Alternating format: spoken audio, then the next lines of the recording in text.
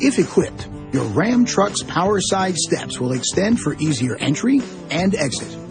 In auto mode, the steps will deploy when either the driver's or passenger's side door is opened.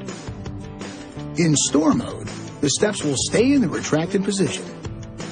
In either mode, the steps can be deployed or retracted manually through the touchscreen. The power side steps will retract automatically if vehicle speed exceeds 5 miles per hour or 8 kilometers per hour. Your Ram truck may be equipped with an extendable bed step on the driver's side of the rear bumper for easier entry and exit into the truck bed.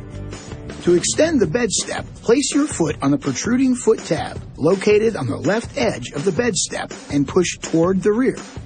A small amount of force will release the spring load and extend the bed step out and away from the tailgate.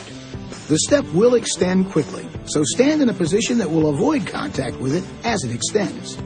To retract the step, use your foot to push it forward and store it back under the bumper. This video is not intended to take the place of your owner's manual. For complete details and other important safety information, please see your owner's information.